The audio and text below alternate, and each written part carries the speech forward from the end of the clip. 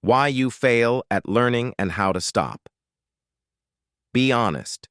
How many times have you tried to learn something new, got super excited in the beginning, but a few weeks later, you gave up?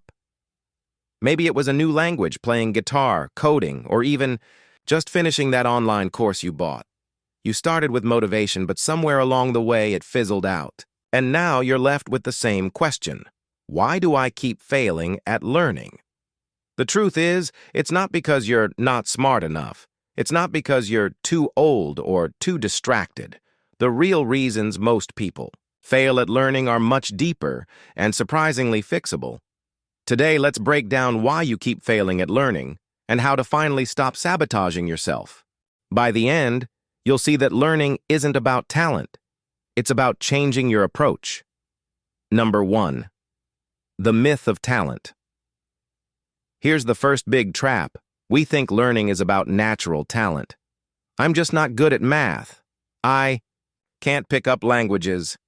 I'll never be musical. But research from psychologist Carol Dweck and others shows that what actually matters is your mindset.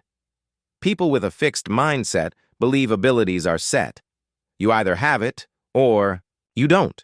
People with a growth mindset believe skills can be developed with practice and effort. The crazy part? The difference in mindset literally changes brain activity. People with a growth mindset show more neural activity when they make mistakes, because their brain is treating it as learning. People with a fixed mindset shut down. So the first reason you fail at learning is this: you're buying into the talent myth. You quit early because you think, this just isn't for me, instead of realizing everyone struggles at the beginning.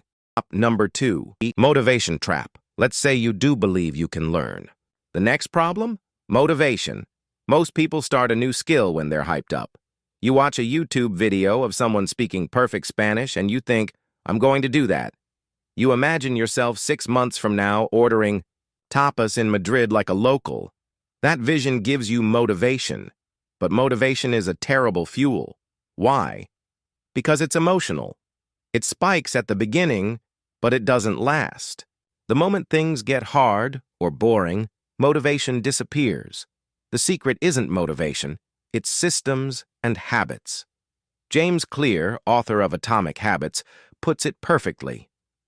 You don't rise to the level of your goals, you fall to the level of your systems. If you rely on motivation, you'll quit.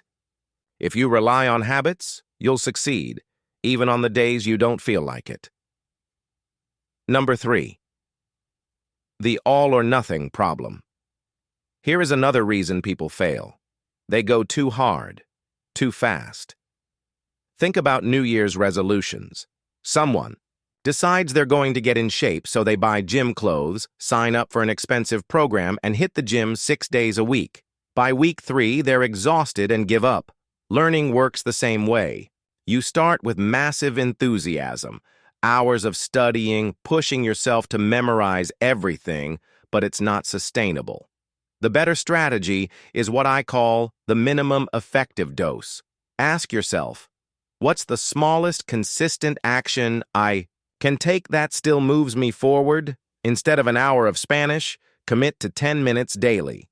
Instead of trying to master guitar, just practice one chord progression each night. Instead of cramming coding, write 5 lines of code every day. It feels too small, but consistency beats intensity every time. Number 4. The forgetting curve. Here is a scientific reason most people fail at learning. Your brain forgets fast. German psychologist Hermann Ebbinghaus discovered the forgetting curve. The idea that after you learn something, you will forget about 70% of it within 24 hours if you don't review it. Think about school. How many tests did you cram for only to forget everything a week later? That's the forgetting curve in action. The fix? Spaced repetition.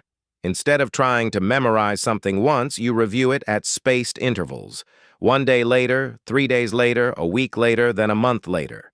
Spaced repetition is like compound interest for your brain. It locks knowledge into long-term memory. Number 5. Passive versus active learning. Another mistake. Most people use passive learning. They read books, watch videos, highlight notes, listen to podcasts. It feels productive, but passive learning does not stick. Active learning is where the magic happens. That means testing yourself instead of rereading notes. Teaching someone else what you just learned. Practicing the skill in real life, not just studying theory. For example, if you're learning Spanish, don't just watch lessons. Actually try speaking with a native speaker, even if you mess up. If you're learning to code, don't just watch tutorials. Build a small project. Active learning feels harder, but that's why it works. Your brain grows when it struggles. Number 6. Fear of failure. Let's be real. Sometimes we stop. Learning not because we're lazy, but because we're scared. We don't want to sound stupid trying a new language. We don't want to look clumsy learning a new sport. We don't want to feel dumb trying a skill where others are better. But here's the paradox. The people who succeed at learning are the ones who are willing to fail the most. Every time you fail, you're getting feedback. Every wrong note on guitar, every awkward sentence in Spanish, every broken line of code, it's all data. If you use it, you get better. So instead of asking, "What if I fail?" ask, "What will I learn if I fail?" Number 7. Lack of feedback. Here is a subtle but important point. You might be practicing, but practicing wrong. If you don't get feedback, you can repeat the same mistakes over and over. That's why golf swings, musical instruments, or even writing can plateau without a coach or mentor. Feedback doesn't always mean a teacher, though. It can mean comparing your work against a standard, recording yourself, or even asking a community for critique. The faster you get feedback, the faster you improve. Number 8. Identity and self-image. The last and maybe most powerful reason you fail at learning? Identity. If deep down you don't see yourself as a learner, or the kind of person who can do this, you'll unconsciously sabotage yourself. For example, if you see yourself as bad at math, every time you struggle with math, you'll say, "See, I knew it." But if you change your identity, even just slightly, to "I'm someone learning math," the struggle becomes part of the process, not proof that you're bad. James Clear talks about this in Atomic Habits. True behavior change is identity. Change. Don't just learn guitar, become a guitarist. Don't just study Spanish, become a Spanish learner. The stronger your identity, the harder it is to quit. Number 9. How to actually stop failing at learning. So let's put this all together. If you want to finally succeed at learning, here's the formula. Adopt a growth mindset. Skills are built, not given. Build systems, not motivation. Small daily habits beat bursts of effort. Start small. Minimum effective dose creates consistency. Fight the forgetting curve. Use spaced repetition. Learn actively. Practice, test, teach, and apply. Embrace failure.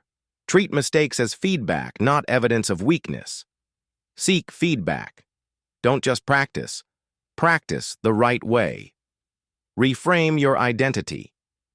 Become the kind of person who learns. Do these consistently, and you'll stop failing, not because learning suddenly gets easier, but because you'll finally be working with your brain instead of against it.